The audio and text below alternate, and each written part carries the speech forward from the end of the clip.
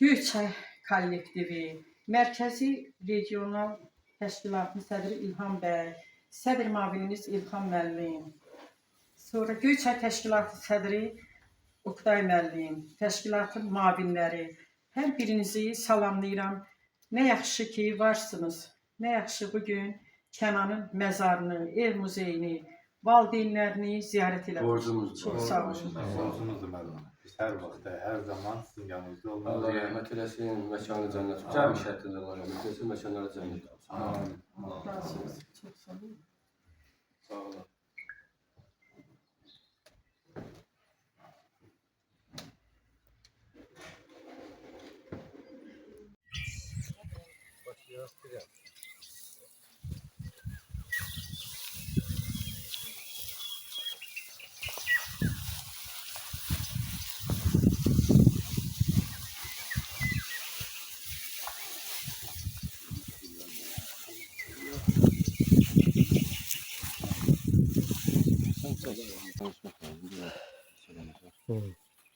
Balamıza da Allah rəhmət eləsin.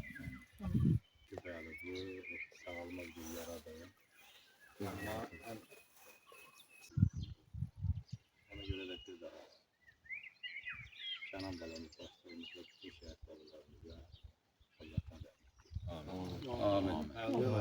Yadındadır biz hər ikimiz eyni vaxtda getmişdik. Yola sağda, İslam'da yollardı. Dinar müəllim. Ama qismətdir. Bəli. Bir daha Allah rəhmət eləsin. Biz şəhid qardaşımız Kənanın ailəsin, məzarın ziyarət etməyi özümüzə boş bildik. Biz də Göyçay İctimai Nəzarət Təşkilatı olaraq bütün kollektivimizlə birlikdə Aran region sədri, müavinləri, Göyçay Təşkilatının sədri və müavinləri hər bir nəfərimiz, hamımız bugün bu tədbirdə iştirak edirik. Biz də ailəyə başsağlığı veririk. Bütün Azərbaycan xalqına başsağlığı veririk. Allah bütün şəhidlərimizə rəhmət eləsin. Amin. Mən Siqnal 2026 İctimai Nəzarət Təşkilatının Mərkəzi Aran region sədri İlham Əhmədov.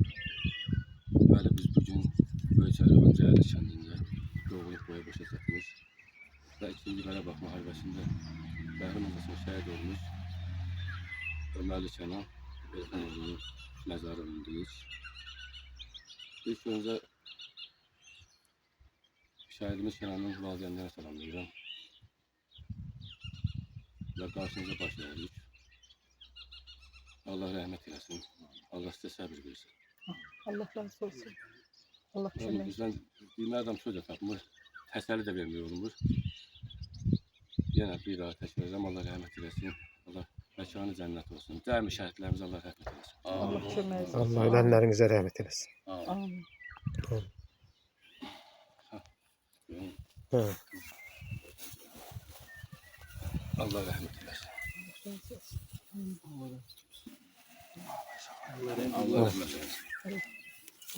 Allah kömək olsun. Allah rəhmət eləsin. Hı.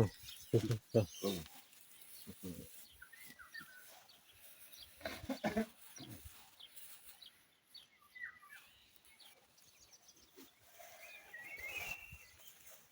Mən də Kənanın anası olmaqla, həm də Siqnal İctimai Nəzarət Göyçay Təşkilatının sədr müavini, riyasət heyətinin üzvü, şəhid anası Ömərova Məxluqə, hər birinizə təşəkkür edirəm.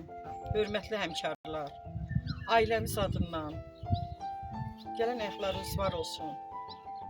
Torpaqlarımızın suverenliyi uğrunda canından keçən bütün şəhid balalarımıza, şəhid Ömərli Kənan olmaqla hamısına Allahdan rəhmət diləyirəm.